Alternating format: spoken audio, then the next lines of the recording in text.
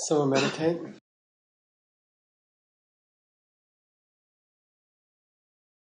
Go to your breath. Tie your mind to your breath. There's no other thing in the world except your breath. Just your breath. There's nothing else in the world.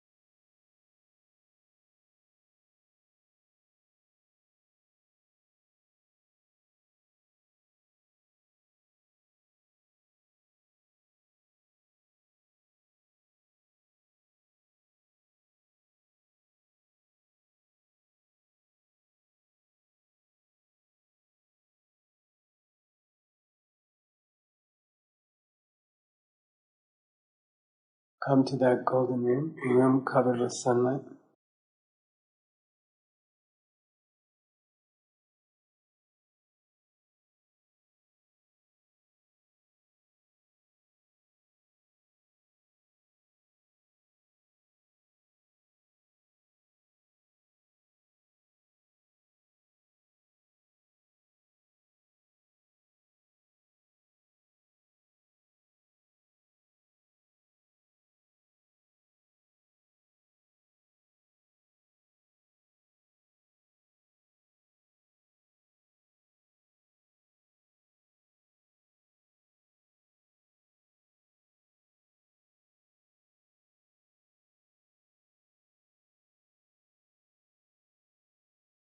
Look at the blue of the sky out the window.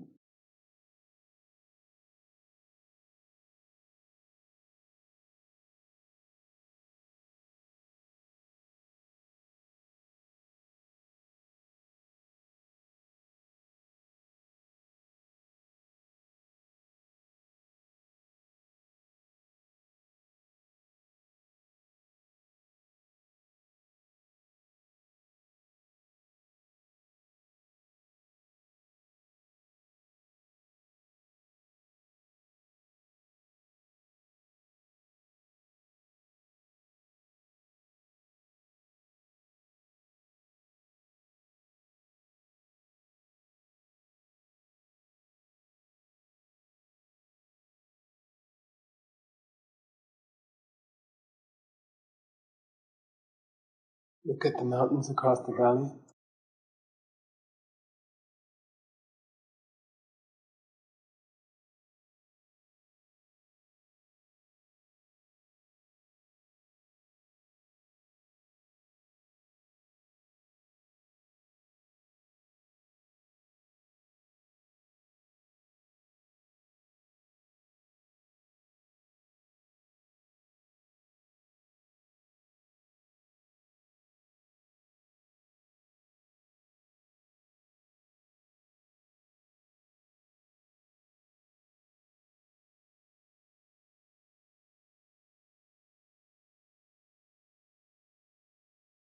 Come back to the golden room and see your heart teacher in front of you.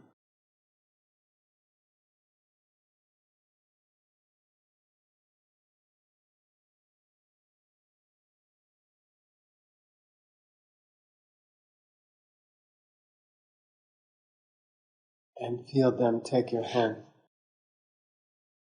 And just concentrate on the touch of their hand.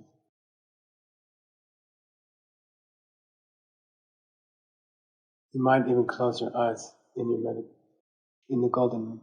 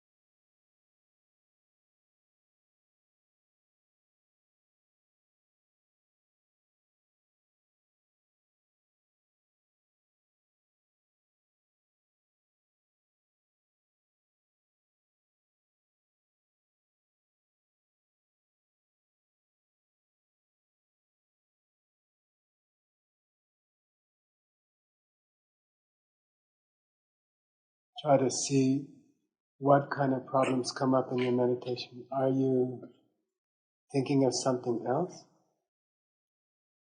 Maybe something you have to do, someone you have to talk to later? Or are you spacing out, getting sleepy?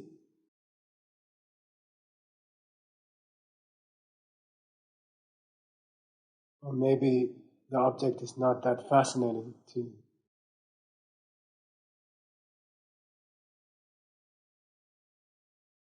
No more.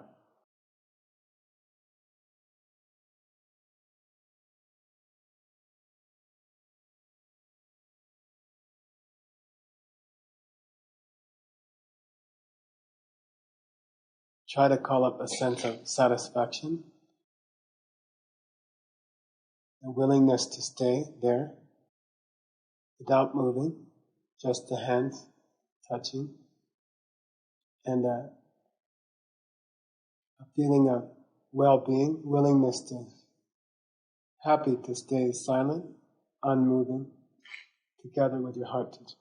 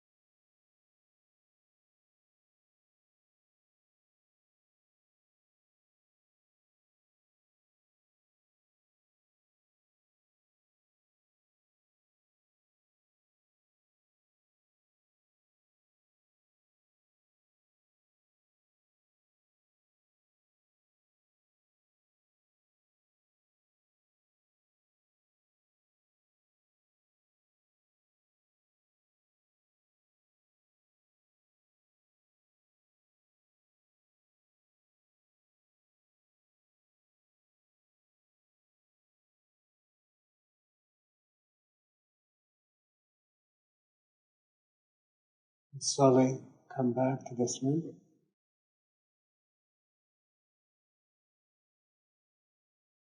Open your eyes.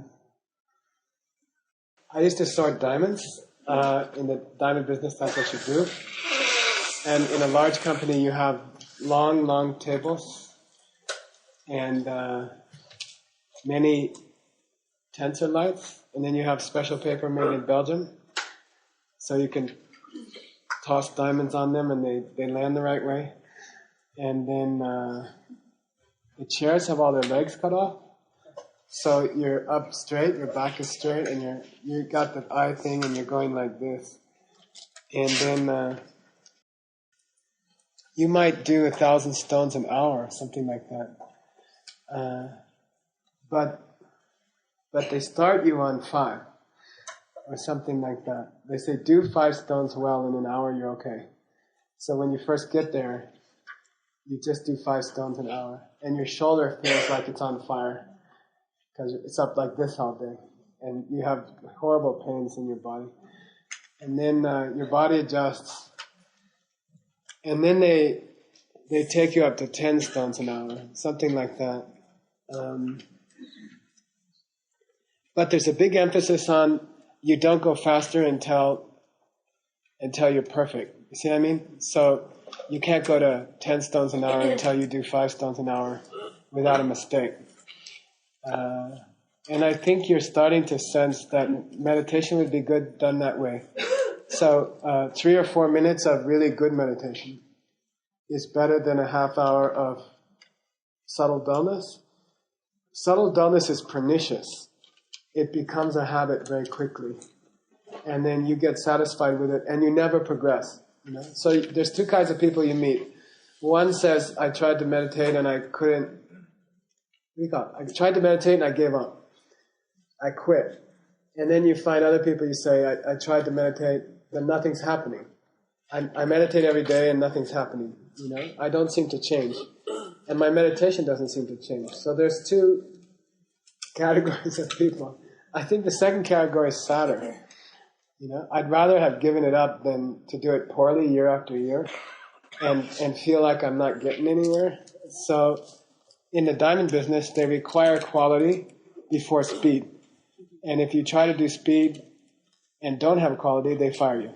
Because that means the person's never they're gonna keep rushing and making errors that other people have to fix.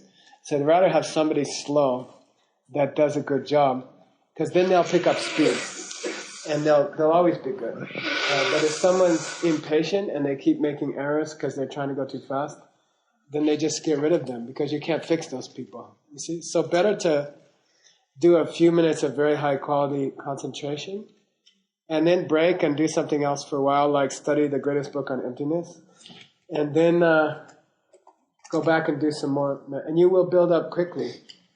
If it's high quality, it will build up quickly. If it's poor quality, it won't. It won't change. Even the time won't change. Okay, so we're going to do some emptiness stuff.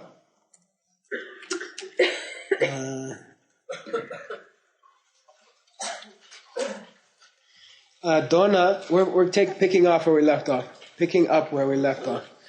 Dona Ketsang Jamyang Monlam ki Sumba Shin Chukanda Kanlan Dedan Deshe Sersa Dakshi Dan Gyache Chung Nyambashi Yu Tengne Charong wa Deni Rikpe Gakja Tato Yin Ching. So there is a Lama named Ketsang, sometimes it's called Ketsang. We don't know his dates exactly, probably 300 years ago. Ketsang, his name was Jamyang Monlam. And he used to say that whatever object you took in the world, it would have as much Gakja about it as the collection of its parts. So let me talk about that.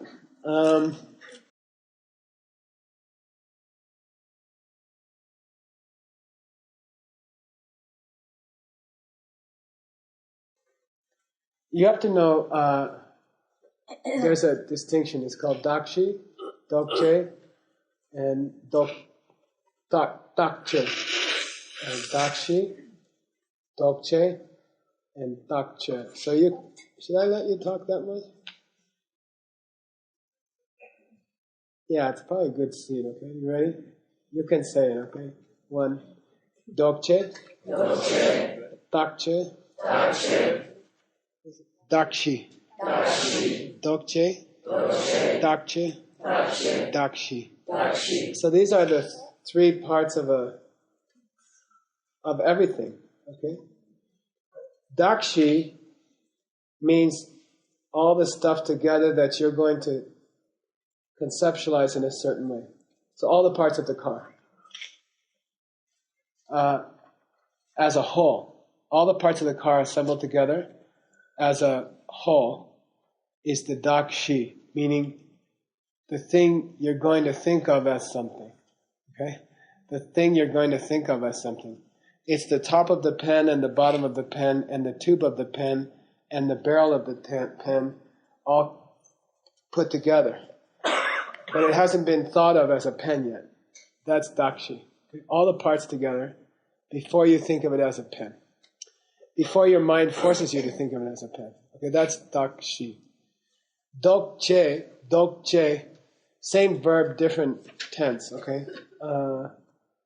Different, you call it, passivizer, activizer. We don't have it in English. So Dokche means the state of mind which synthesizes those parts into a thing. Okay? It's called Dokche. Your mind, under the influence of your karmic seeds, right? Under the influence of your karmic seeds, your mind organizes those parts and decides it's a certain thing, called a pen or called a chew toy. Okay? That's called Dokche. Dakche means the result of that process, which is the pen. A pen which has been synthesized out of the parts of a pen. Okay?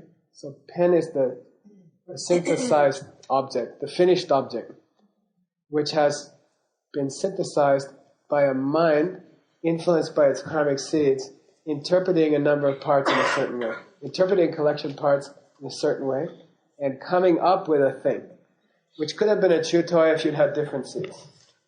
Okay, so the collection of parts is so kind of neutral, and then the dokche, the doking mind, the mind which synthesizes a thing out of it, due to the seeds in your own heart, decides to see it as a pen or decides to see it as a chew toy. By the way, that determines your rebirth. There's no such thing as rebirth. There are no dog body factories in Kansas somewhere where they turn out dog bodies with little holes in the back and stuff spirits into them. Okay? It's just that your karmic seeds shift. And you're seeing the same collection of parts as a chew toy. That means you is a dog. Got it? And that's all rebirth is. It's weird, okay? So it's not that you go anywhere else. And it's not that they put you in any other body. Those are lower interpretations of rebirth. That your soul goes into a new body or something like that. It's not true. Different seeds assert themselves, and you say the same collections of parts as different objects. Okay?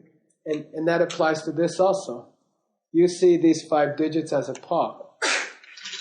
They're still the same as they were before. They haven't changed. They were no more a hand than they are now a paw.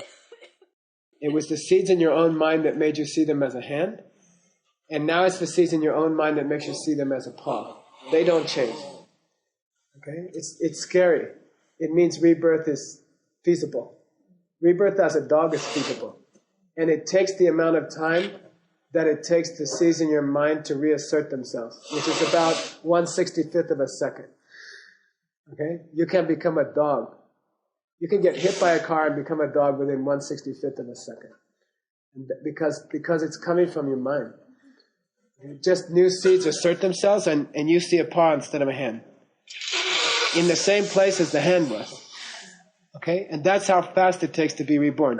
Forget this thing about, you have to look for a dog body and you have to go there, and it's all lower school. Okay, higher school is within 10 seconds after a car accident you can be a dog, because it's just a change in perception. Okay, all right. So Jamyang Monlam, this Lama from 1700s, said,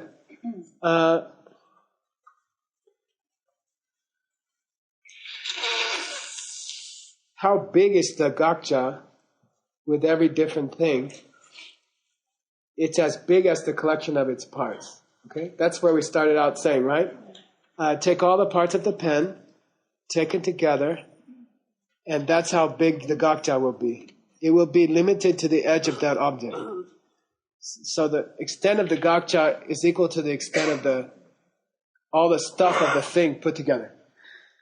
Okay? So if you put together a pen and it's 1 inch thick, the Gakja corresponding to that is 1 inch thick. Okay? Like that.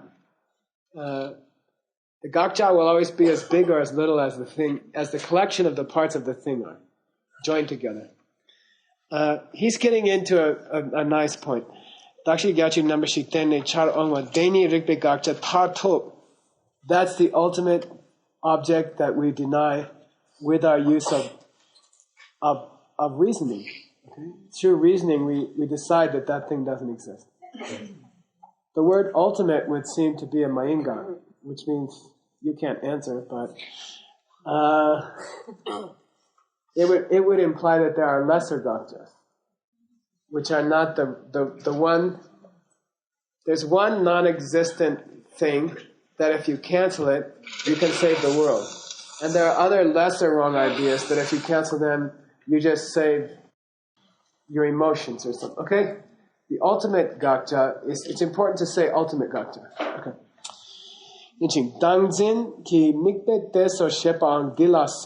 There's a famous word in Tibetan called mikpe teso, which means, it's really hard to translate. It means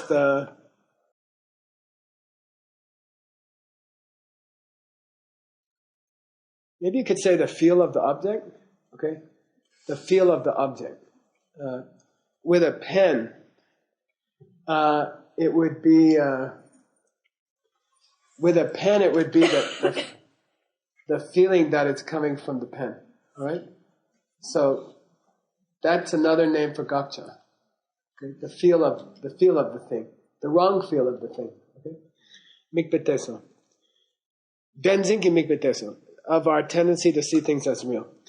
De la ser, den nang di ngama simbar, Gakja dendub serwe gokyu shik sordu yupar, ma sumne, suktupa dang dendub che dachi samla ume shumne, sumbe rikpa mambo shiki jitsam che ko che kyang, sikchi samdu songne, denzin na chiami ne, denang di ngama simbar.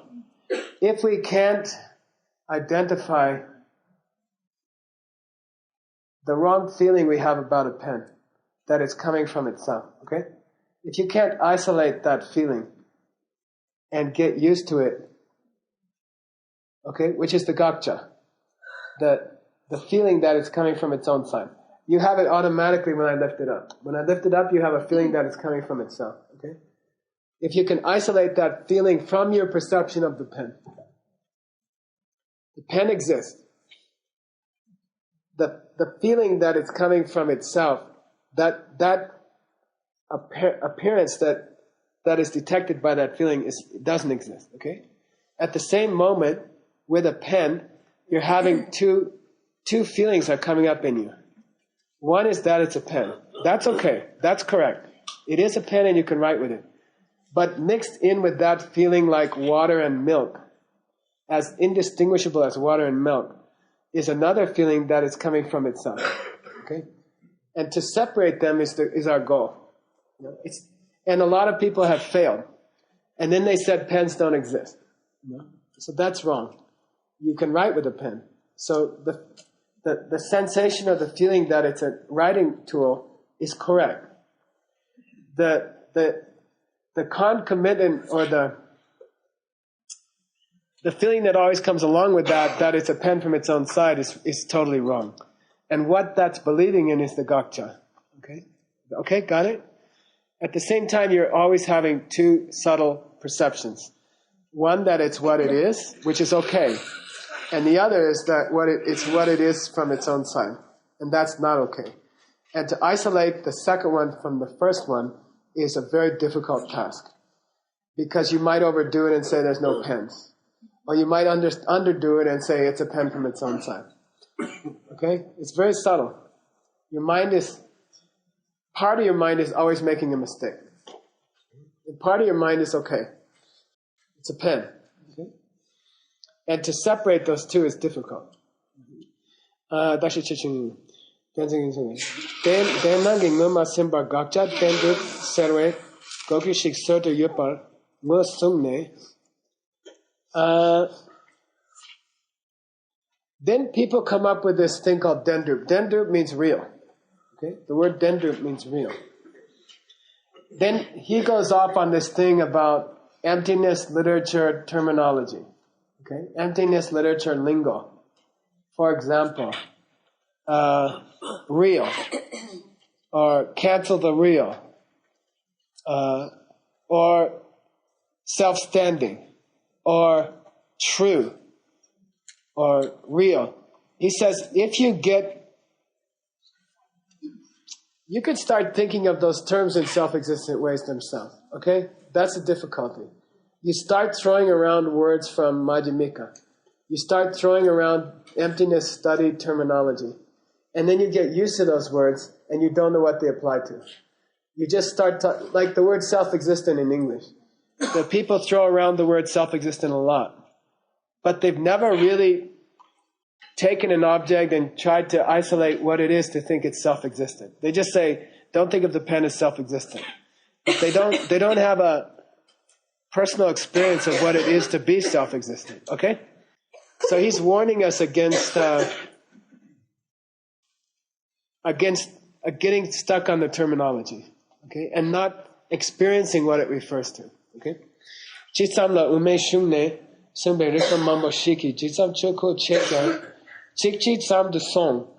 Then you'll just be a person who just keeps repeating philosophical terms. You know, it's not like all the hundreds of Dharma students who keep talking about self-existent, but if you ask them what is self-existent, they can't really describe it. Okay? It's you hold up the pen, and the pen seems to come from its own side. That's self-existent. Okay? So you have to learn to isolate that part of your perception of a pen from the perception that it's a writing instrument, which is correct. Okay? Denzin la jiang minut. You can throw around words like self-existent, or not real, or no self-nature. What? Anatman, right? You can throw around those terms.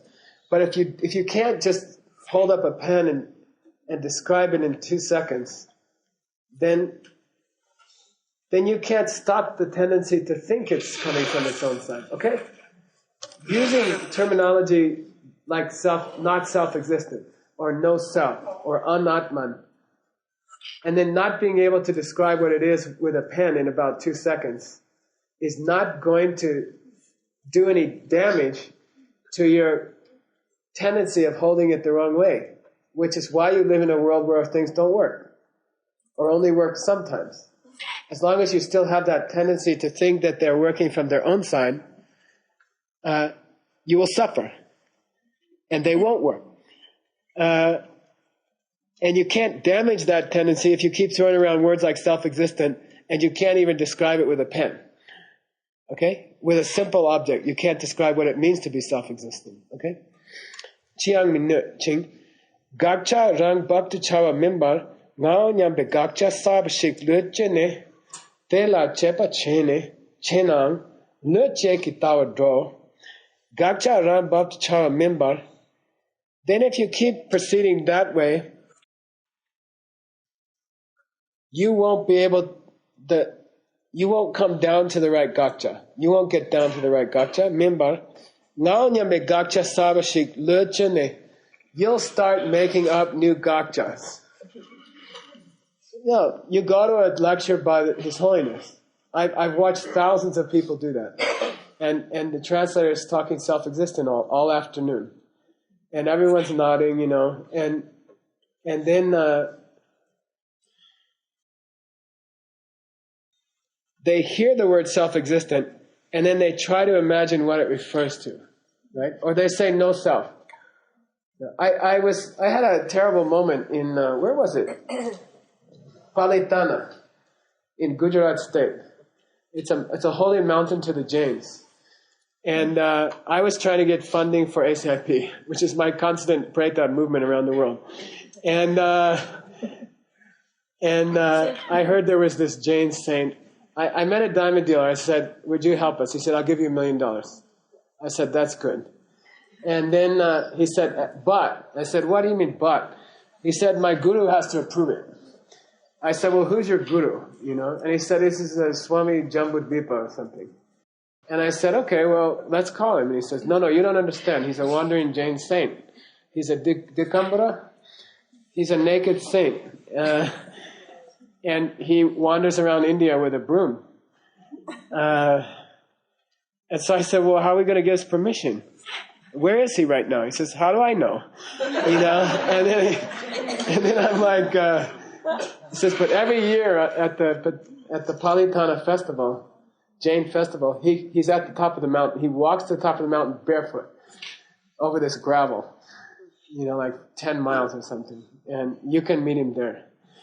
You know, so I figure, well, $1 million. I fly to Nausori, and then there's another town. I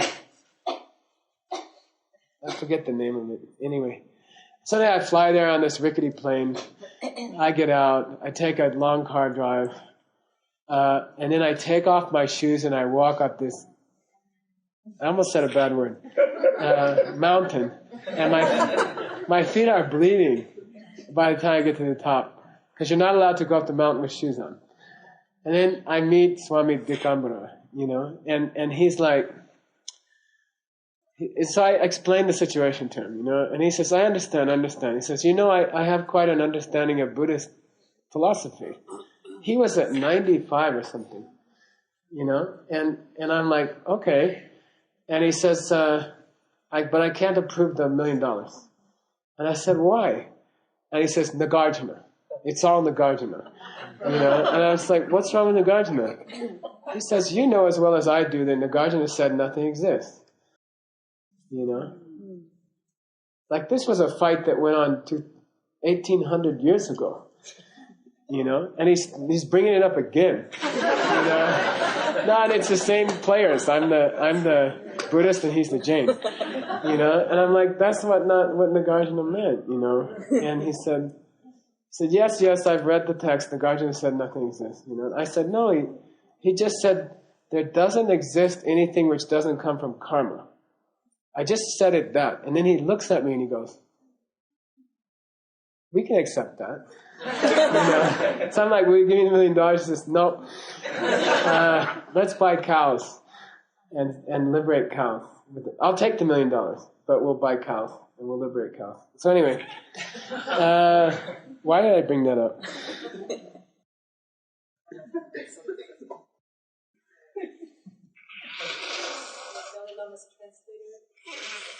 Busted.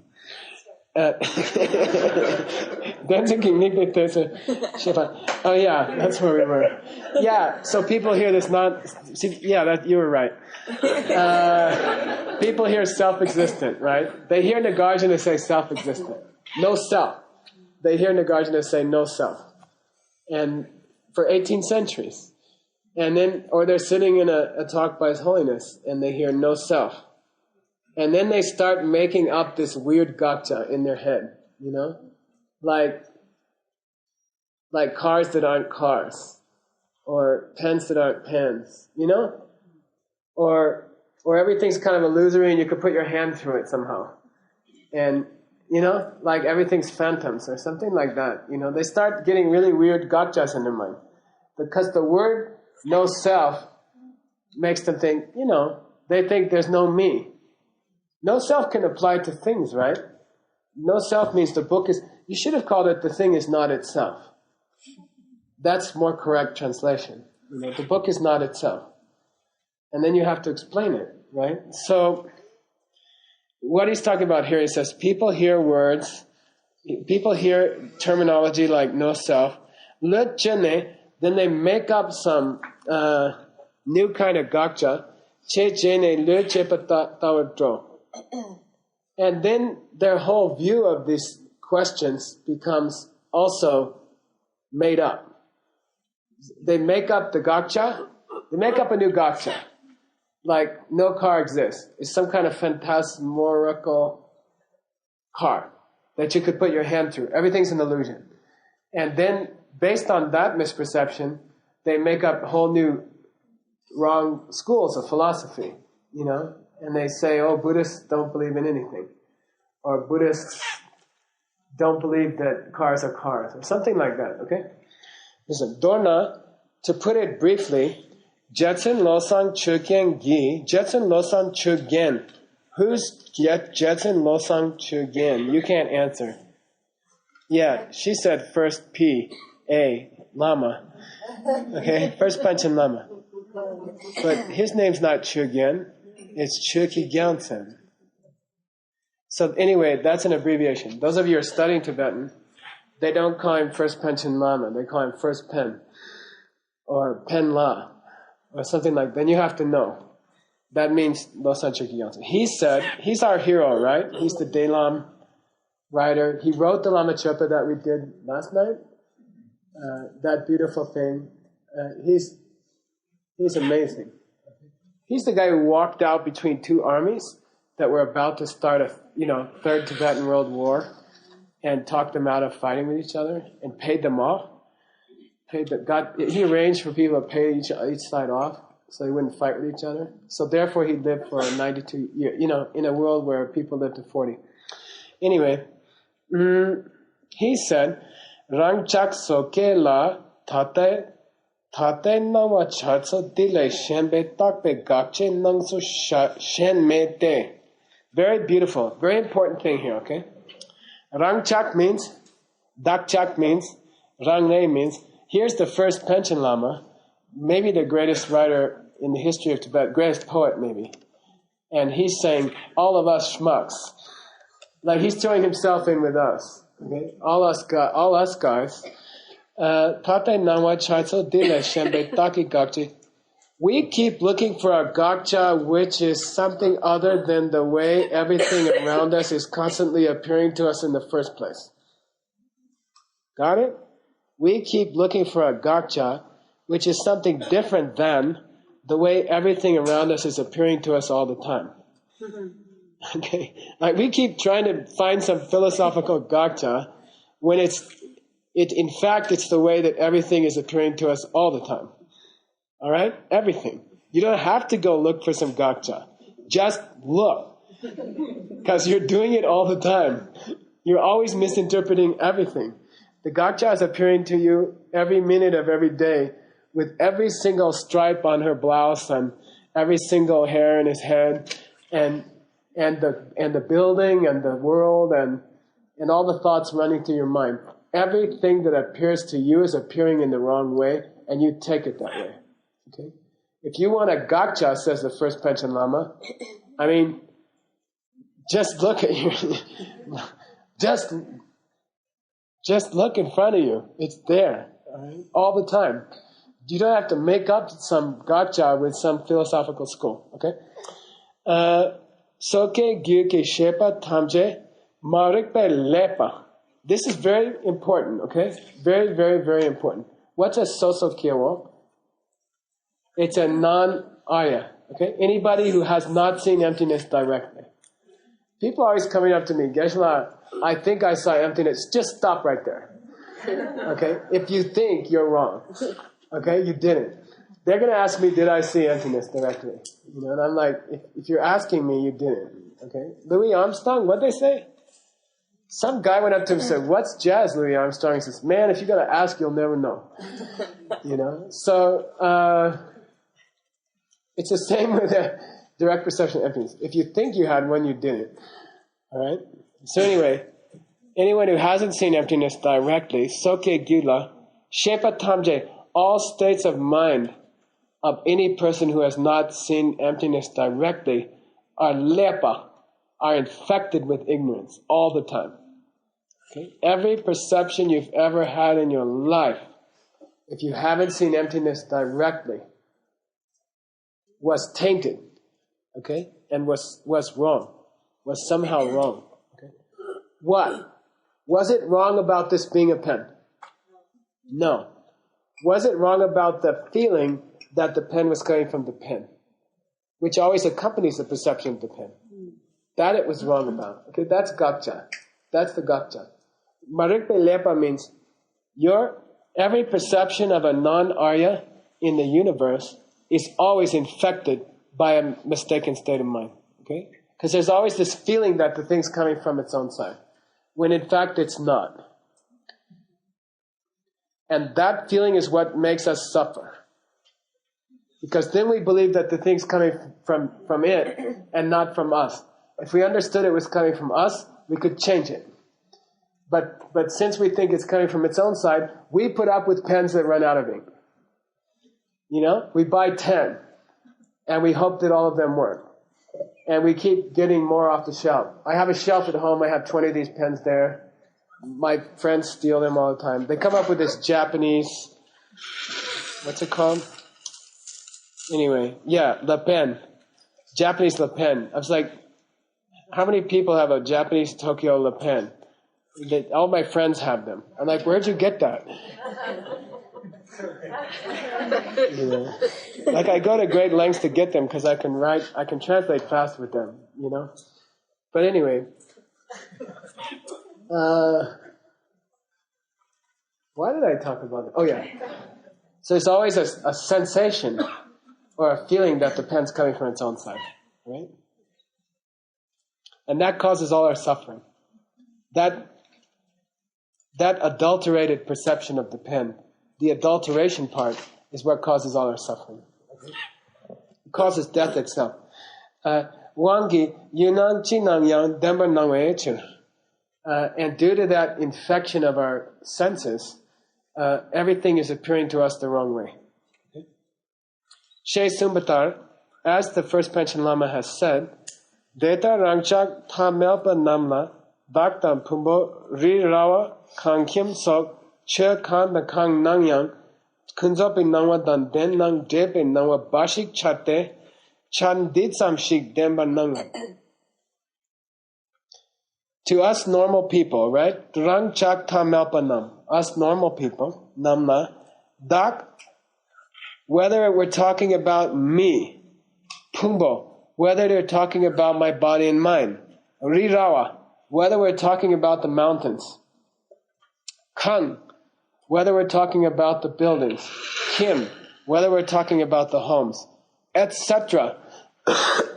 Chilkandan Kang, every object in your world, every single object in your world, okay, from houses to people to everything.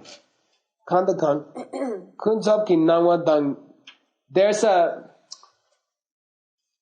a okay conventional appearance to it. It's a pen. And then there's a not okay feeling that it's coming from itself. Okay? And they are always, what do you call it? They're always melted together. They're always, shucks, now you can't give me words. You can just think them and send it to me, okay? They're always mixed up, like a water and milk. Why do they say water and milk? Once you pour milk into water, try to unseparate it. Try to separate the water from the milk afterwards. Like, could you take the milk out of the water, please? You know, and it's almost impossible to separate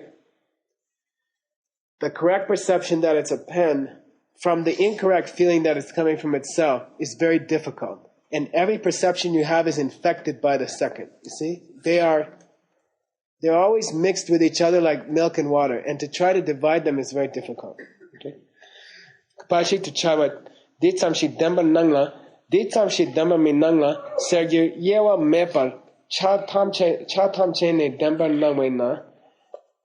So from the object's point of view, unfortunately, you can't say the top of the pen is appearing to me to come from its own side, but the base of the pen is not. It would be easier right? Life would be easier. You just throw out the tops, you know? But he says, unfortunately, not only do you make this mistake with every object, you make this mistake with every detail of every object. Okay? It's not like the wheels of the car are exempt from you thinking they come from their own side, and the top of the car is not exempt from you thinking it's coming. Okay? You think every part of everything comes from its own side. So the problem is not just that you take everything around you to be coming from its own side. You take every part of everything around you as coming from its own side. You don't get a break. All right. Tamche Gakja Dhammadepan Nangso Chikyang Mepe Namakansha Tamche Gakja Dhamma. So you never have anything in the whole world in your life that appears to you without being infected by that idea or that feeling that it's coming from its own side. I think we should do a little meditation. Let me think. Maybe one more sentence. Rang ren nang luk diga rang gakche nangso lam denduki nangso yin. So you don't have to go to any big philosophy texts and try to, look up all these weird names like self-existent and, you go to a Dalai Lama lecture. The conventional reality of the consisting subobject of the, and you're like, whoa, I wish I knew what they were talking about. But everything you're listening to, everything you're looking at, and the seat you're sitting in, you're having that feeling about them. So you don't have to worry about the lecture. Just think about the seat you're sitting in. And that's appearing to you as self-existent. Okay? Because you think it comes from its own side. That's what he's saying. He's saying just try to get in touch with the Gakjas right around you all the time. And don't worry too much about these big books. Okay? And then you've covered the book. Okay? All right. Dini rangso shagne shenshigna Gakja tsui nyawa chepani. Then he wants to talk about those people who fatigue themselves by trying to find some other Gakja. Okay? Instead of just taking the ones that are right around them. They go off to some philosophical camp and, try to isolate some exotic Gakja. Okay? With a pen that's the Gakja. On a table that's the Gakja. Sitting on their butt that's a Gakja. Okay, all right. And they're pouring through the books looking for the Gakja, And the fingers they're using to turn the pages are the Gakja. Okay, got it? All right. Let's meditate.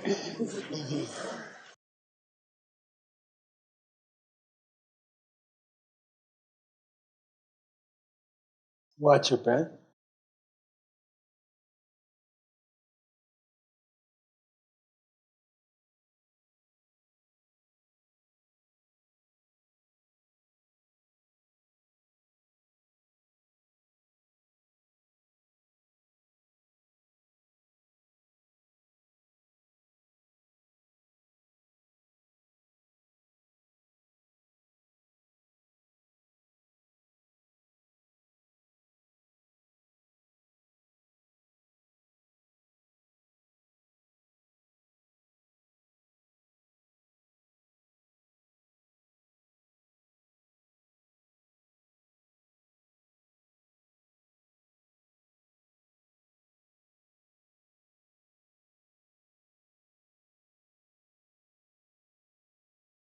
Go to the golden room.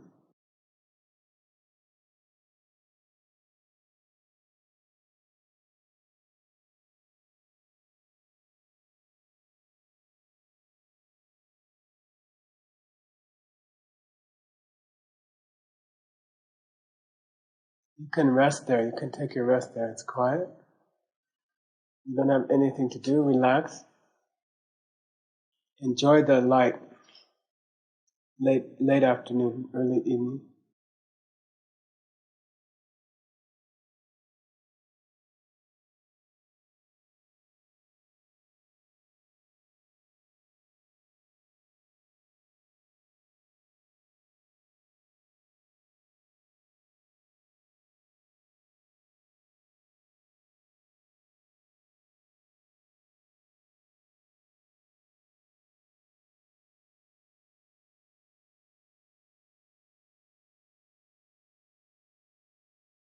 Look at the sky.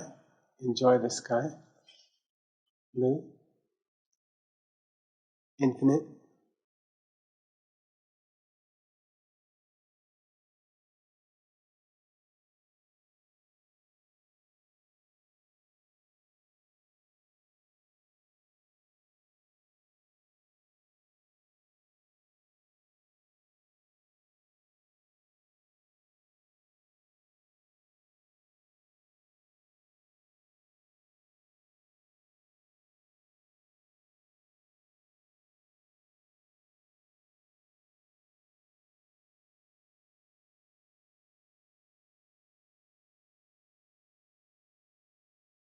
Look across the valley to the mountain.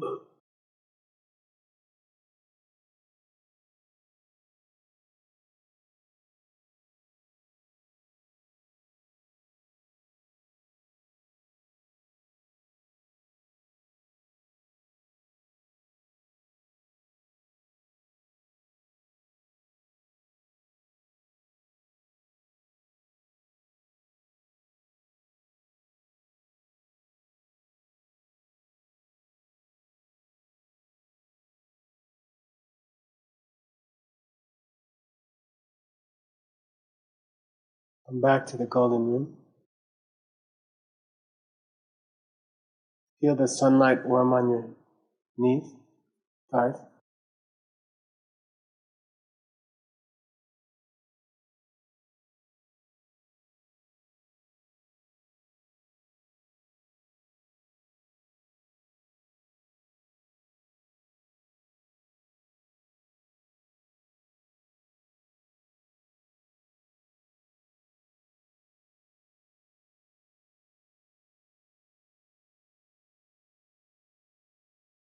And ask your heart teacher to come and sit with you. Try very hard. You can cut through agitation, you can cut through dullness if you go straight to Ngara. Try very hard to just enjoy sitting quietly with your teacher. If you can get to that enjoyment or that contentment, you will have overcome agitation and dullness in one swoop. Mm-hmm.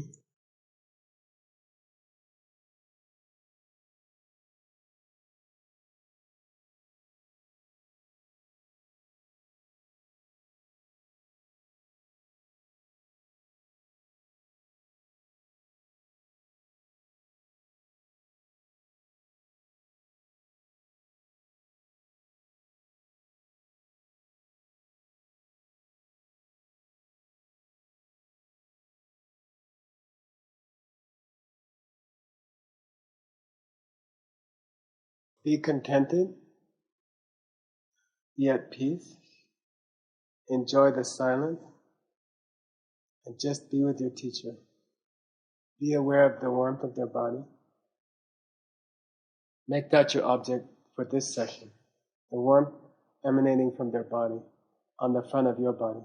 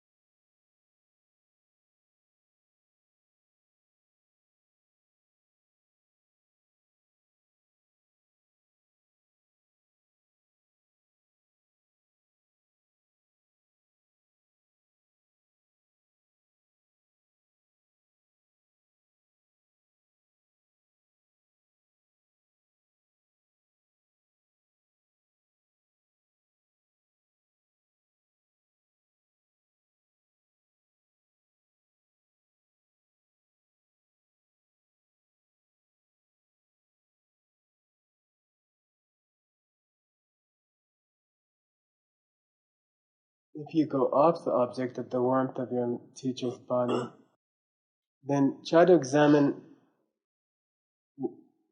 what's the typical way you go off. Is it that you think about a meal coming up, or you think about what's going to happen after the talk, or are you think plans about next week? there will be a pattern, and then you can work on that pattern. You can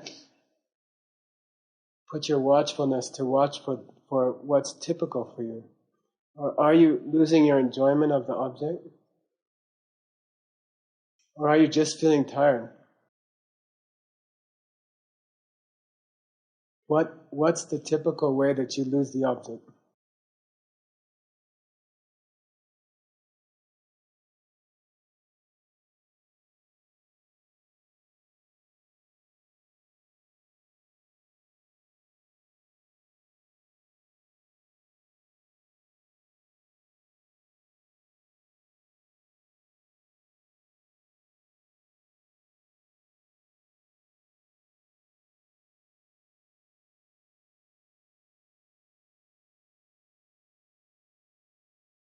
Try to go back to the enjoyment.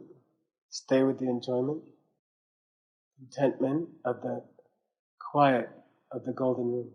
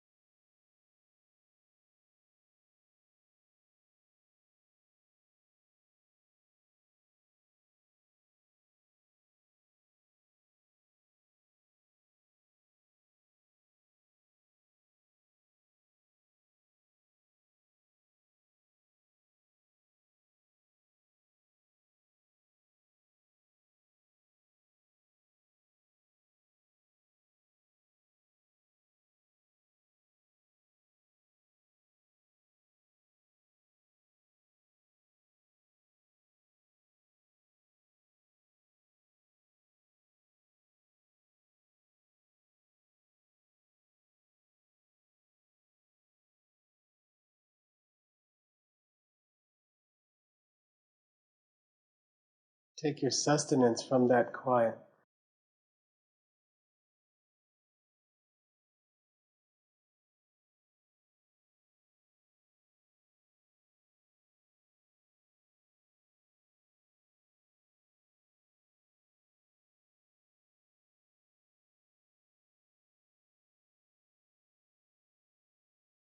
And then come back slowly to this room. And then relax and open your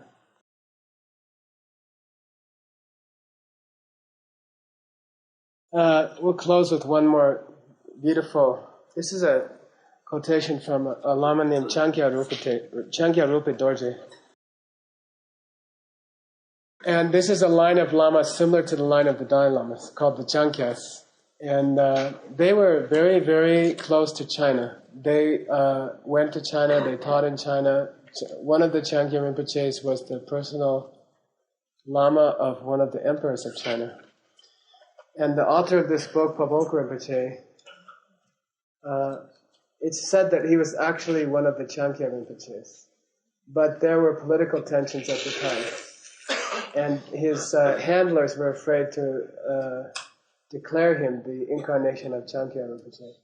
So he was declared to be the incarnation of a Rinpoche of a small monastery called Pabong. So Pabongka. But in his own biography, you can read that he was always attracted to Chinese objects like sedan chairs and things like that, and that he himself thought he was Changkya Rinpoche.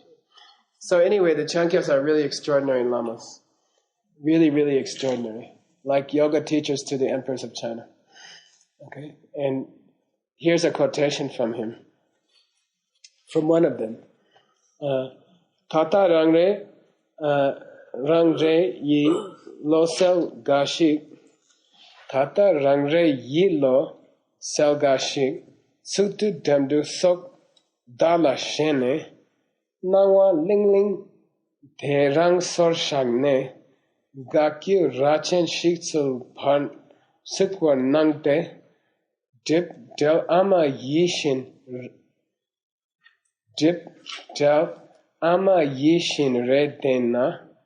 Lang lang ling ling deyo kemen du. Nengat ma pikpe sheshe magna. Ama gamo de dog duko. This is tough, okay? It's really hard. Tata rangre lois sagashik. There are those among us who are clear-minded individuals. Tsuk-tup dendrup sok dala shene. But they get hung up on this emptiness lingo, okay? The emptiness terminology. They hear words like self-standing, or they heard words like existing in reality, okay? Shene, nawa lingling, terang soshakne, Gakja. They miss the Gakjas which are appearing to them all the time. And then they go looking for them in books. Okay? Gakja rachen shik sowa nangte. He's being polite. He says, it would appear to me that they are seeking a Gakja which has horns. And a tribe, even in Tibet, to say they're looking for a Gakja that means horns means they're looking for a devil. They go looking for the devil when it's all around them all the time. Okay? They're looking for some demonic Gakja, as described in some heavy philosophical text. And they're sitting on a chair which is the Gakja, and they have fingers which are Gakja, and their own eyes are Gakja, and okay? All right. Chicken, Dripta ama yishin red dena, lang ninglan de yakem and du.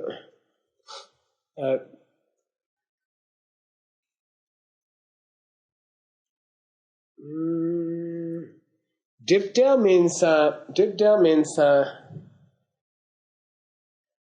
you call it? You can't tell me words anymore, this is bad. Dripta means, Drip means a shadow or an obstacle. Del means has been ripped away. So Dripdel means the revealed thing. Okay? Dripdel Ama means the mother, meaning reality. The mother the mother with the shadow ripped away is a word in Buddhism for emptiness. Okay? The mother of all things. Ama yi shire dena. Covering her face like a veil, covering the mother's face like a veil, is the lang lin len deyo kem and do. Are all the Gakjas around us all the time? Okay, so the way everything around us appears all the time is veiling the beautiful face of the mother, which is emptiness. Okay, all right, and they don't get it. Okay, they came and do means they don't speak of that. Okay, came and do. Nengak ma pikpe sheshe mangda. Then they go off on explaining emptiness in these long lectures without getting to the point. They miss the point. Nengak ma pik means they don't poke to the point. All right, ma pikpe sheshe mangda. Ama gemo de chut dok duko. And I'm afraid the mother got away. I'm afraid the mother has run from them. Tra means like to run from a soldier or something, like to flee. I'm afraid the mother has fled from them. Okay? Because they're looking for emptiness in some heavy philosophical books, looking for the Gakja in some heavy philosophical books, and they don't appreciate that it's appearing to them all the time. Okay? Everything they see, everything they interact with, every person they've ever met, every dish they ever ate, every poop they ever pooped, seem to be coming from its own side and not from the seeds in their own mind.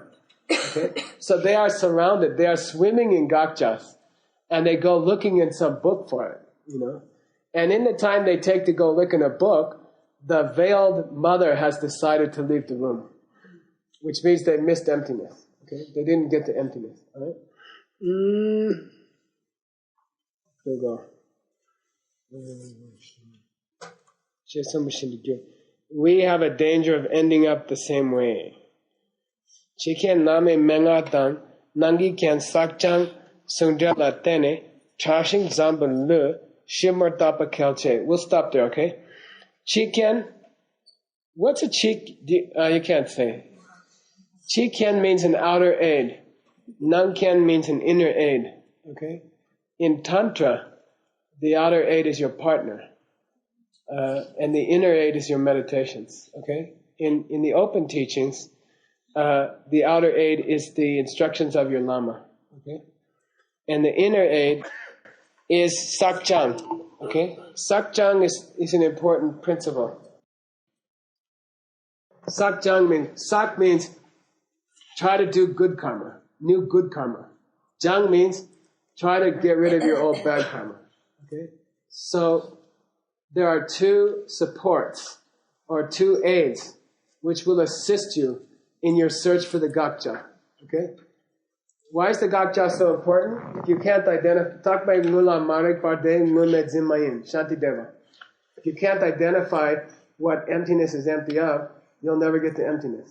So the first job is not to perceive emptiness. The first job is to perceive what it is that emptiness is empty of. The credit card that wasn't there. That was a discovery card anyway. Okay? All right? So, if you seek to see the Gakja, if you seek to understand the Gakja, you're going to need two things. An outer aid and an inner aid. The outer aid is your Lama's teaching. Going to many teachings by your Lama. So a lot of Lamas would say it would take 3,000 hours of these kinds of teachings to get it. Okay?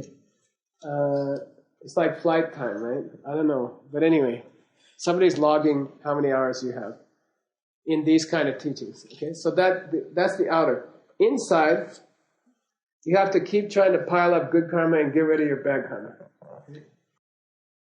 Or you'll never get it. You can sit in the room with 10 other people, and 10 of them will get it and one person won't. Okay? And it's not that the teaching was any different. It's the same words, same teaching, same text, same Lama. X number of people got it, X number of people fell asleep. Okay? The ones who fell asleep have to sakjang. Okay? They have to try to collect new karma. They have to try to get rid of their old bad karma. Okay? Because you could sit in the room, you can hear all the words, you can hear the same words in the same language, you can like the person saying the words and just not get it, okay? If you don't have enough good karma. So, I think the cheapest, dirtiest, easiest way to make good karma is rejoicing, okay? Like just think of people like His Holiness or people who are doing great things and just be happy about them. You know, oh, those guys are all trying to do a 3 retreat. I'm glad. Or all those schmucks went and built houses for a whole year. You know, they're kind of dumb, but anyway. No, I mean, they're all wrecks, right? But they're kind of cool. That was kind of cool that they did that, you know. And then you have to be happy about other people's good deeds. To me, is the fastest method of sakjang. You know, just be happy about other people who did cool stuff, and you get all these karmic seeds, and you don't have to do anything except be happy. And it means you don't have to go to Bowie, Arizona, or you know, you can just sit here and enjoy the weather, and you collect enough karma that the next time you come to a talk, you get it. Okay? Got it? All right.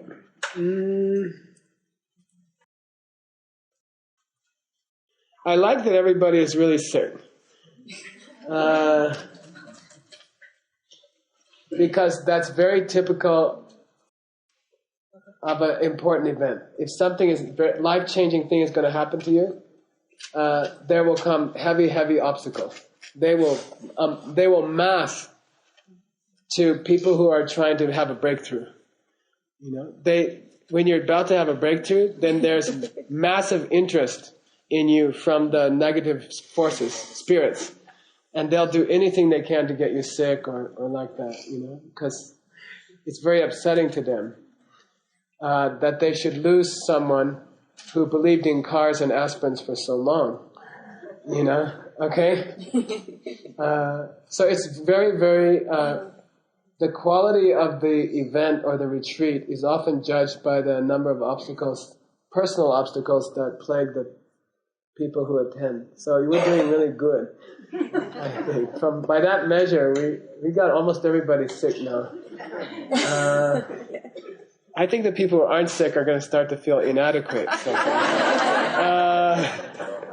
But don't worry, you'll catch up. Okay? But hang in there. And it's an honor to attract some attention of a demon. Usually we're just doing what they want, so they leave us alone, you know? They're very happy with your everyday behavior. So they don't do anything. They just let you do it. And then when you try to stick your head up, they see it, you know? Over 6 billion people, oh, here's 160 or 70 who are trying to get out of this mess. And then they all go boom, you know? Like thousands of them come to you and make it snow. Stuff like that, okay? So you also created them, right? Okay. Have a good night. Take care.